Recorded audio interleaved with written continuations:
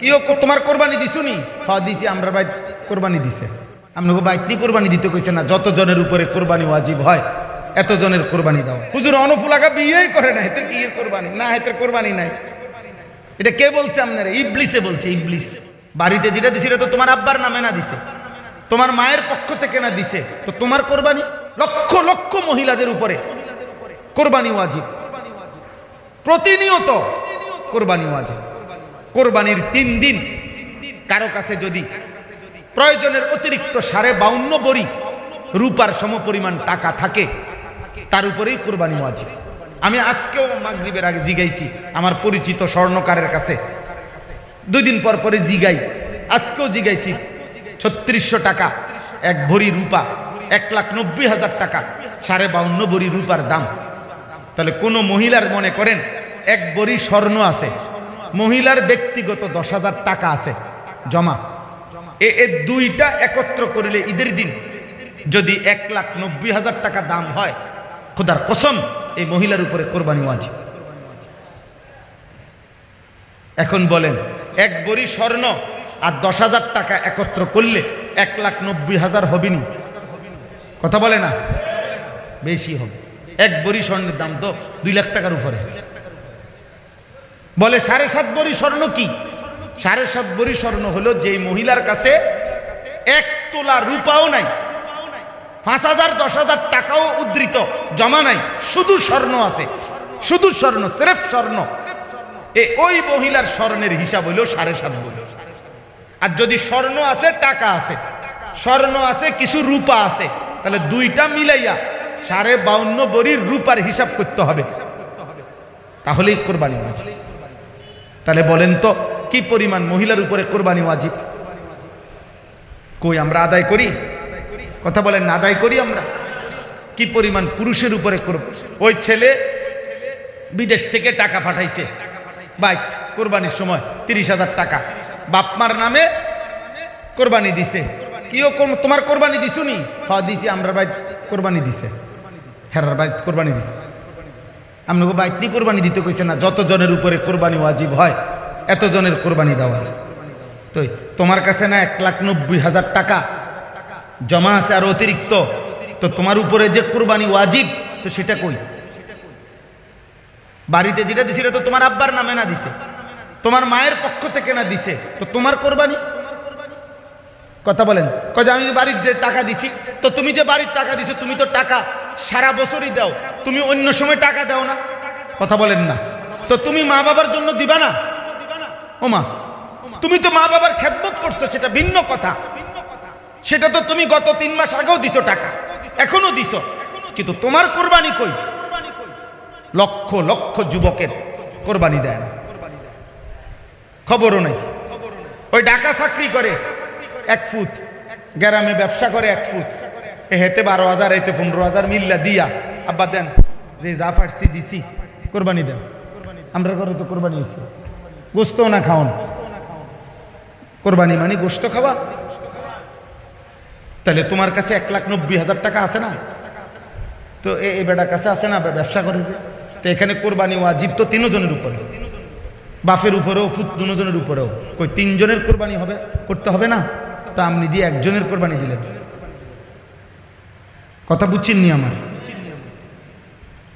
হুজুর আমরা 1 চুলা অন ভিন্ন হয়েছি না, না ভিন্ন না হলে অন ভিন্ন হয়ে যান। আপনি ভিন্নর লগে কিতাব কোরবানির সাথে আপনি ভিন্ন হয়েছেন না হয়েছেন এটা কি কথা বুঝেন না? কোরবানির আগের দিন রাত 12টার আগে ভিন্ন হয়ে যান, এটা কোনো কথা না। ছেলেটা বিয়ে করে নাই, হুজুর অনফুলাকা বিয়েই করে নাই, এতে কি এর কোরবানি না, এতে কোরবানি নাই। এটা কে বলছে আপনারা? ইবলিসে বলছে, ইবলিস। বিয়ের জন্য তো বিবাহিত অবিবাহিত কোনো মাসালা না, বালেগ হওয়া, উপার্জনকারী হওয়া, এটা না বিষয়। সে না বিয়ে করুক, তার ওই সম্পত্তি থাকার কারণে, ওই পরিমাণ টাকা থাকার কারণে তার উপরে কোরবানি আছে, এটা বিয়ে তো বিষয় না। বুঝলেন কিনা আপনারা? তাহলে আমরা সংক্ষেপে বললাম, শুধু অর্থ হইল আপনারা আপনাদের খামখেয়ালি করবেন না। নফল আমলে আপনি কম বেশ করতে পারেন। ওই যে বললাম উনি 10,000 টাকা দিছে, আপনি 100 টাকা দিছেন, ঠিক আছে, এটা নফল দান সাদাকা, কিন্তু কোরবানি এটা দান সদকা না, হজ এটা দান সদকা না, যাকাত এটা দান সদকা না, এটা ফরজ ইবাদত। এটা কি বলেন না, ফরজ ইবাদত। এটা খামখেয়ালি করলে হবে না, এটা খামখেয়ালি করলে হবে না। হজ এবং কোরবানির মৌসুম এই মুহূর্তে জিলকদ মাসের আজকে 22 তারিখ গেছে, চলতেছে। তাইলে এখন হলো হজ এবং কোরবানির মৌসুম। আর কয়দিন পরেই হজ, কয়দিন পরেই কোরবানি। ইসলামের গুরুত্বপূর্ণ মৌলিক দুইটি বিধান এই অল্প একটু আর বলতেছি। একটি হলো হজ, একটি হলো কোরবানি। হজ ফরজ ইবাদত, কোরবানি ওয়াজিব ইবাদত। অতএব প্রথম কথা হলো হজ এবং কোরবানি আদায় করার ক্ষেত্রে যেহেতু এটা ফরজ এবং ওয়াজিব, অতএব এখানে আপনার ইচ্ছা এটা যথেষ্ট না, বরং এটা শরীয়তের নির্ধারিত বিধান। নির্দিষ্ট পরিমাণ শরীয়তের সম্পদ থাকার ফলে কোনো ব্যক্তির উপরে হজ ফরজ হয়, কোরবানি ওয়াজিব হয়।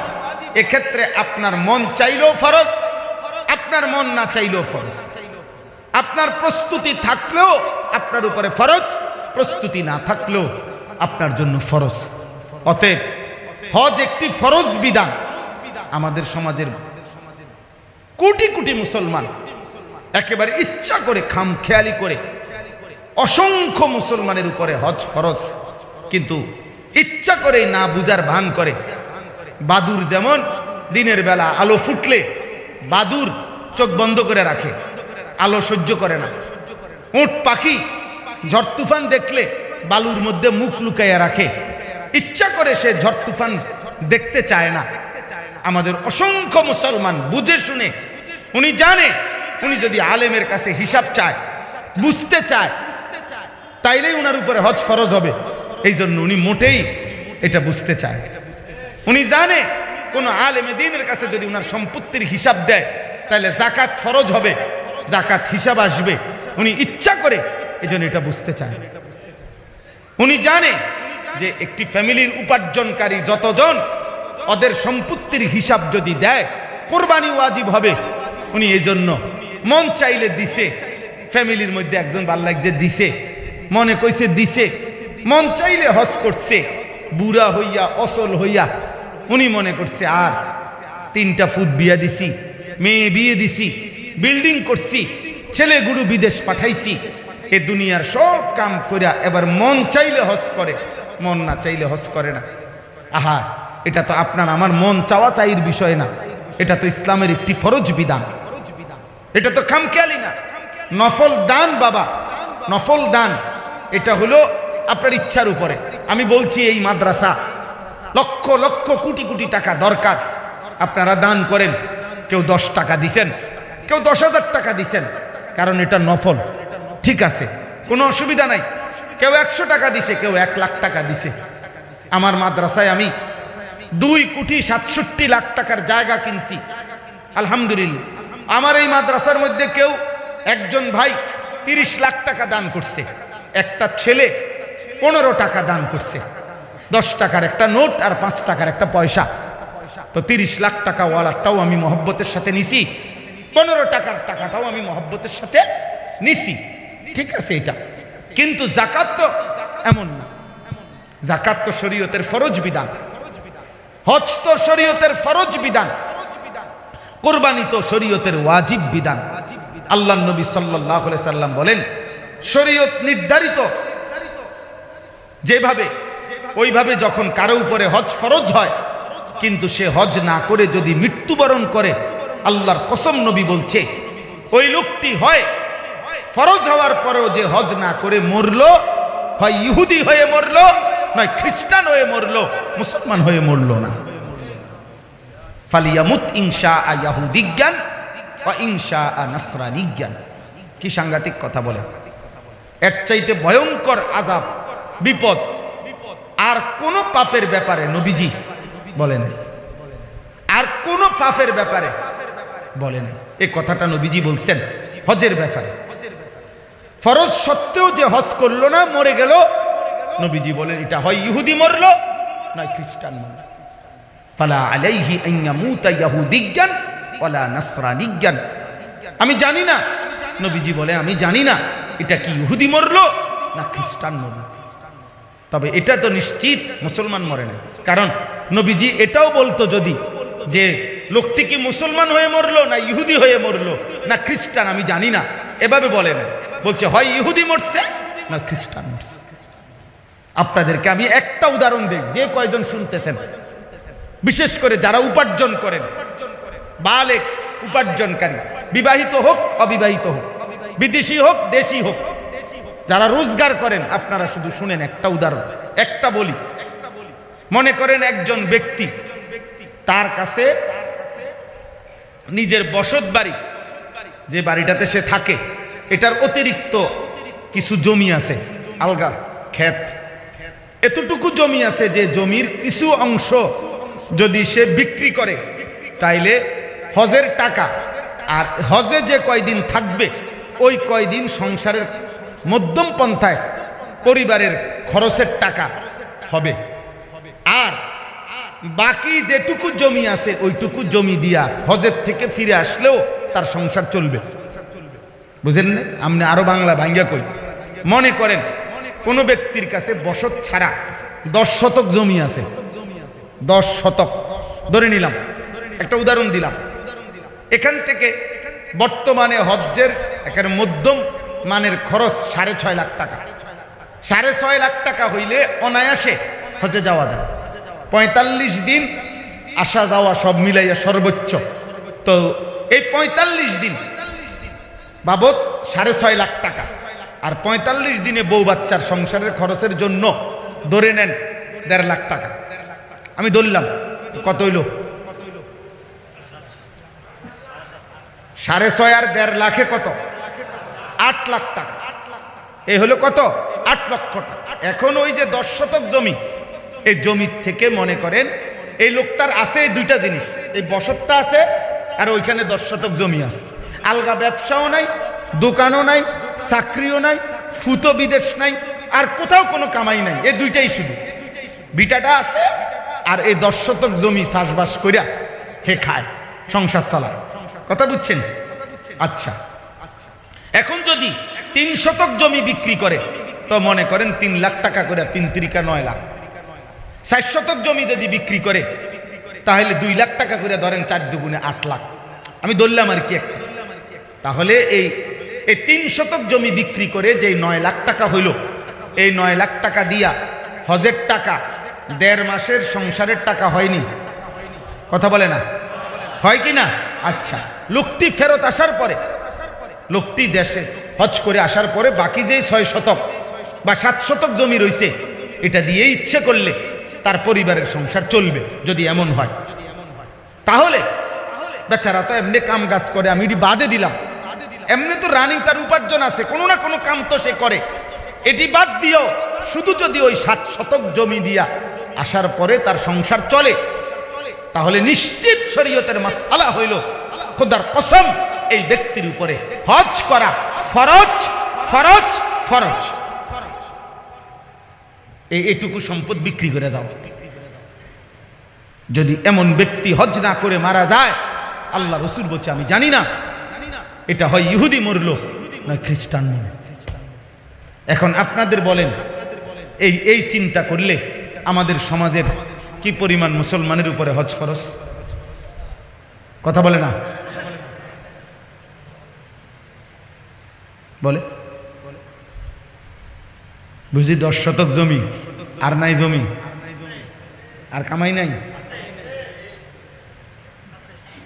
ফুদ বিদেশ নাই, ব্যাংকে টাকা নাই, সব বাদ দিলাম, তাহলে কি পরিমাণ মুসলমানের উপরে হজ ফরজ?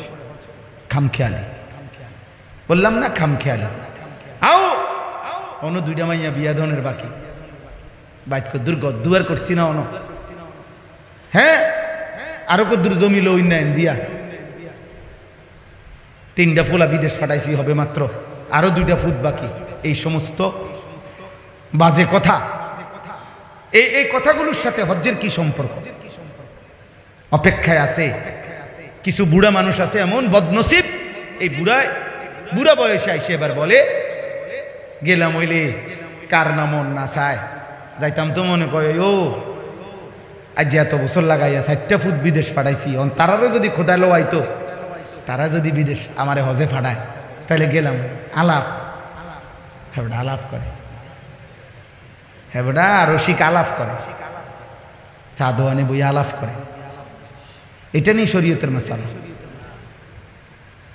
যে হাতে 4 ফুটের 12 লক্ষ টাকা করে 48 লাখ টাকা ব্যবস্থা হইল যেই হাতে একটা বিল্ডিং হইল যেই হাতে জমি কিনলেন যেই হাতে আপনি গত 60 বছরে এত কিছু করলেন 60 বছরেও আপনি একবার হজ ফরজ কোন মুসলমানের উপরে সামর্থ্য হলে একবার হয় হজ ফরজ এরপরে যদি তার কাছে 1000 কোটি টাকাও থাকে আর কোনোদিন হজ ফরজ হবে না আর লাগবে না একবারই বুঝি 60 বছরে মালিকের ঘরে যাওয়ার জন্য একবারও কলিজার মধ্যে ফিকির আসলো না হায় মুসলমান আল্লাহর ঘর দেখবার স্বপ্ন জাগলো না যে নবীর নাম শুনলাম সেই ছোট্টবেলা থেকে 60 বছরে 40 বছরে বুঝি কোনোদিন সেই মদিনার রসুলের কাছে যাওয়ার হৃদয়ে আকাঙ্ক্ষা জাগলো না কোরআনুল কারীমের এখানে স্পষ্ট আছে আল্লাহ তাআলা নিজে বলছেন লিয়াশহাদু মানাফিআ লাহুম আল্লাহ বলছে বন্ধু পৃথিবীর মানুষ যদি জিজ্ঞেস করে হজে আসবে কেন আমার কোন বান্দা যদি বলে আল্লাহ নামাজ তো আমি বাড়িতে থেকে পড়লেই হয় যাকাত আমি জাকাত থেকে দিলে হয় রোজা আমি নিজ এলাকায় আদায় করলেই হয় আমি তো এগুলো নিজের জায়গা থেকে করলে হয় হজ্জের জন্য কেন আপনি আমারে এত দূর থেকে আপনার ঘরে নিয়ে যাবেন কেন খোদার কসম আল্লাহ বলে লিয়াশহাদু মানাফিআ লাহুম বন্ধু এই কথাটা আমি মুখে বলবো না বরং আমার বান্দাকে বলেন আসতে ও আসলে কেমন হবে আল্লাহ যেন বলে আয়েশা দেখো আমার ঘরের চারদিকে ঘুরলে কেমন লাগবে আল্লাহ বলেন এসে দেখো হাজরে আসওয়াদ দেখতে কেমন আয়েশা দেখো মাকামে ইব্রাহিম দেখতে কেমন আয়েশা দেখো সাফা মারওয়ায় ঘুরতে কেমন আয়েশা দেখো মিনা আরাফা মুজদালিফায় কলিজা কেমন হয় আল্লাহ বলেন বান্দা আয়েশা দেখো আমি আসলেই দেখাবো মুখে বলবো লিয়াশহাদু মানাফিআ লাহুম কল্যাণ যেন সে দেখে যায় আয়েশা ওই কলিজা কি কলিজা যে কলিজায় মালিকের ঘরের কথা মনে পড়ে না ওই চোখ আমি তো সবসময় বলি প্রত্যেক বছর এটা আমি বলি যেই চোখ কালো গিলাফের ওই কাবার মালিকের ঘর দেখে নাই যেই চোখ মদিনার রওজার সবুজ গম্বুজ দেখে নাই আরে বেটা তুমি কিছুই দেখো নাই তোমার চোখে নাই বেটা চোখে নাই বেটা তুমি জীবনে কি দেখলা বাকি পৃথিবী না দেখলেও তো দুনিয়া ভোগ করা যাইতো অন্ধ মানুষও তো দুনিয়া ভোগ করে অন্ধ যারা অন্ধ জন্ম অন্ধ তারা দুনিয়া খায় ঘুমায় না কথা বলে না অন্ধ মানুষ বিয়া করে না অন্ধ মানুষের বাচ্চা কাচ্চা হয় না অন্ধ মানুষের বাইক বিল্ডিং হয় না দুনিয়া ভোগ করার জন্য তো চোখ না থাকলেও চলত বুবা মানুষও তো বিয়া শাদী করে বুবা মানুষেরও তো গদ্দুয়ার হয় বুবা মানুষও তো পেশাব পায়খানা করে বধির কানে শোনে না তারও তো দুনিয়া ভোগ করে সে যে চোখ আল্লাহ দিলেন ওই চোখে মালিকের ঘর দেখবেন না কেন এই জন্য আজকে আপনাদের কাছে এই হজ্জের মৌসুমে আমি গুরুত্ব দিয়ে বললাম আপনাদের প্রত্যেকের জিম্মাদারি একটা সহজ জিম্মাদারি আপনারা আপনাদের সম্পত্তির হিসাব কোন আলেমে দ্বীনের কাছে পেশ করা এটা বলা হুজুর আপনার সম্পদ নিবে না আপনার জমি কেউ নিবে না আপনি শুধু হিসাব বলেন হুজুর আমার ফসলি জমি এতটুকু আমার ব্যাংকে টাকা আছে এত আমার উপরে হজ ফরজ কিনা আপনি আমার বুঝা বলেন খালাস এটা সহজ সমাধান নাম জিগাবেন এমন ছেয়ানা মনে করছে মাথা নিচের দিকে নোয়াইয়া গেলে গা মসজিদতে সারিয়া গেছে হ্যাঁ শুধু একটা মাসালা আছে চিৎকার দিয়া জিঙ্গায় ও একের মসজিদের বারিন্দার থেকে জিগায় রমজানের প্রথম রমজান হুজুর পিতা ফেতরা কত হইয়া দিয়েন মাইকে হ্যাঁ সে আনা জানে যে হুজুরের আব্বাও যদি চেষ্টা করে সর্বোচ্চ 110 টাকার বেশি কই তারতো না তার অসুবিধা কি তা মানুষ 6 জনের ফেতরা আইব 650 টাকা এটা যদি মাইক দিয়েও কয়, এটা যদি একেবারে মাইকিং করেও দেয়, সমস্যা কি? টিয়া 650 না। এই ছাড়া আর অন্য বিষয়ে কোনো আলাপ নাই। শুধু দেখবেন রমজান আসলে কি জিগায়, হুজুর এবছর ফেতরাটা কত? বাপরে, জুনায়েদ বাগদাদি এত বড় মুত্তাকি, ফেতরা দিতে বললা? হ্যাঁ, মানে ব্যস্ত। এটা একবারে খুব গুরুত্ব দিয়া এটা আদায় করে। কারণ যে 110 টাকা যে, আহা আফসুস। অথচ কোরআনুল কারীমের মধ্যে আল্লাহ তাআলা বলছে কিয়ামতের দিন যে যাকাত আদায় করবে না, খোদার কসম, আল্লাহর কোরআনে আল্লাহ বলছে তার সম্পত্তিগুলো গোলাকার ফুটবলের মতো গোল বানাইয়া জাহান্নামের আগুনে পোড়াবে। এরপরে ওই আগুনের গোলাকার কুণ্ডুলি বলের মতো সম্পত্তির এই আগুনের গোলা দিয়া তার কপাল এবং কোমর এবং পিঠ, এই 3 জায়গায় হাসরের ময়দান যতক্ষণ চলবে ততক্ষণ দাগ লাগানো হবে। ইয়াউমা ইউহমা আলাইহা ফি নারি জাহান্নাম ফাতুকওয়া বিহা জিবাহুহুম ওয়া জুনুবুহুম ওয়া যুহুরুহুম। হাসরের ময়দান কতক্ষণ? কথা বলেন, হাসরের ময়দান কতক্ষণ? 3 ঘন্টা, 3 দিন, 30 দিন, 50 আলফ সানা, 50,000 বছর। কতদিন?